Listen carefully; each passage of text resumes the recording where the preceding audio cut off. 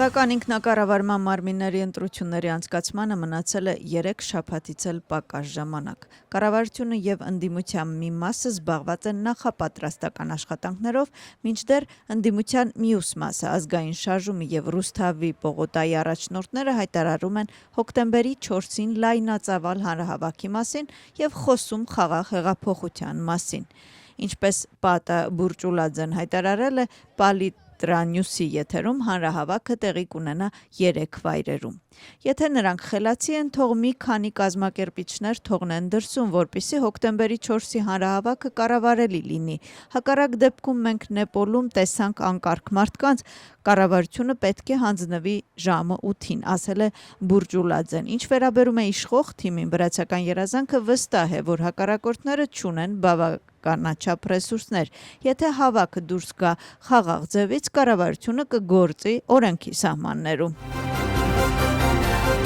Էլեն Խոշտարյային այսօր պաշտոնապես մեղադրանք կառաջադրվի, այսօր նրան այցելել է փաստաբանը։ Հիշեցնենք, հետաքննությունը նրան մեղադրում է վրացական երազանքի նախընտրական պաստառները վնասելու մեջ։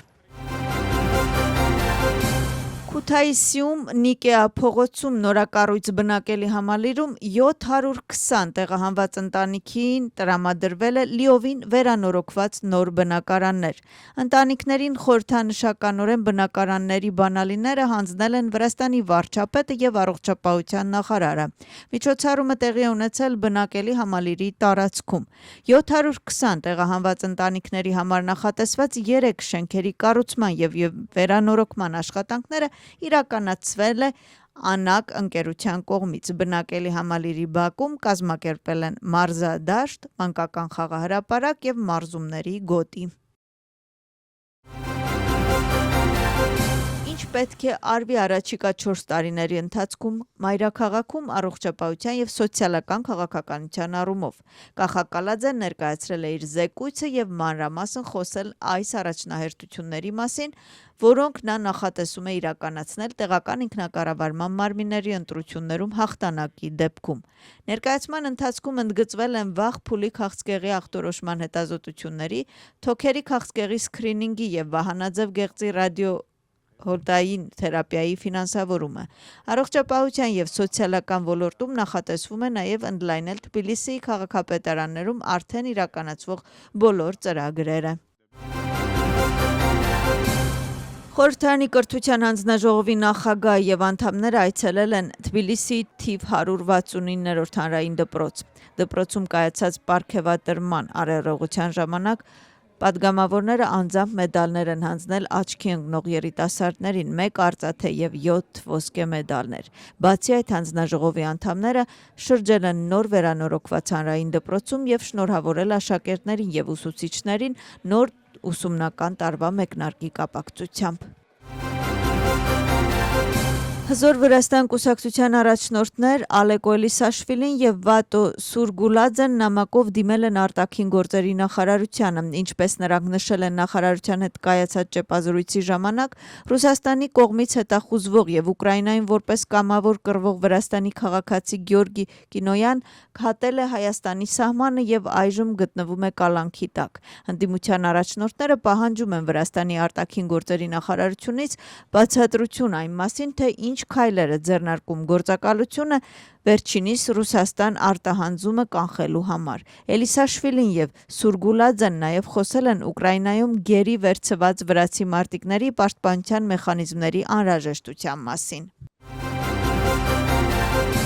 Ազատ Վրաստան կուսակցությունից Թբիլիսի քաղաքապետի թեկնածու Կախա Կուկավան այսօր ճեպազրույց է անցկացրել։ Նրա խոսքով ասիական երկրների հարյուրավոր քաղաքացիների համար Վրաստանում բնակության եւ աշխատանքի թույլտվությունների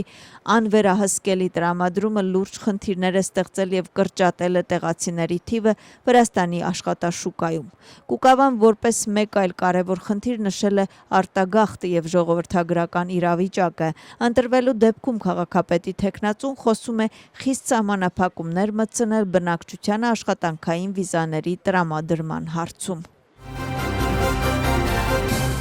Առաջին կուրսեցիները միացան ազգային պաշտպանության ակադեմիային, այս տարի ավելի քան 100 դիմորդներ դարձան ակադեմիայի կուրսանտներ։ Ակադեմիայի ներկայացուցիչները առաջին կուրսեցիներին ծանոթացրին ազգային պաշտպանության ակադեմիայում առկա անվտանգության կանոններին եւ իրավական հարցերին։ Կուրսանտները շրջեցին ուսումնական լսարաններում եւ բաշխվեցին զորանոցներում։ Զինվորական կյանքը սկսելուց առաջ երիտասարդները անցան ներքին ընտրության շրջագայություն։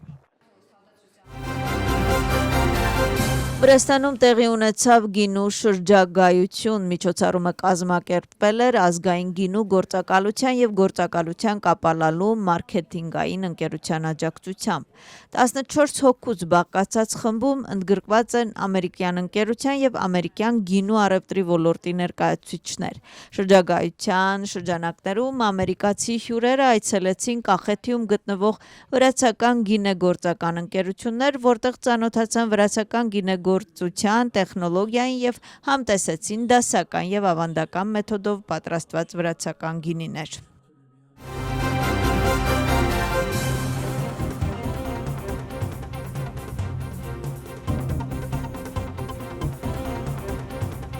Պարզիր, թե որ տեղամասում պետք է քվեարկես հոկտեմբերի 4-ին։ Դրա համար անհրաժեշտ է ստուգել տվյալները Water Georgia CSGO բջջային հավելվածում կամ CSGO.g կայքում։ Կարող ես նաև օգտագործել արագ վճարման սարքը։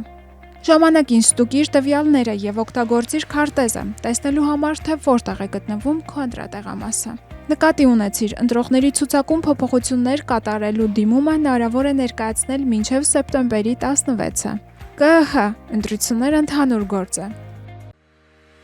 2025 թվականի հոկտեմբերի 4-ի տեղական ինքնակառավարման մարմինների ընտրությունների համար ընտրական վարչությունը էթնիկ փոքրամասնություններ ներկայացնող ընտրողներին առաջարկում է տարբեր ծառայություններ ադրբեջաներեն եւ հայերեն լեզուներով ընտրություններին հավասար մասնակցելու համար։ Ընտրողների միասնական ցուցակի տվյալները կարող եք ստուգել ԿԸՀ վեբկայքում։ Թարգմանված է քվեարկությանը մասնակցելու համար։ Ընտրողների միասնական ցուցակ։ Ընտրական քվեաթերթիկը եւ դրա լրացման կարգը։ Քվեարկությանը մասնակցության պաստառ։ Ընտրությունների համար կարող եք կապ հաստատել մեզ հետ կապի կենտրոնի համարին 251 0051։ ԿԸՀ ընտրությունները ընդհանուր գործ են։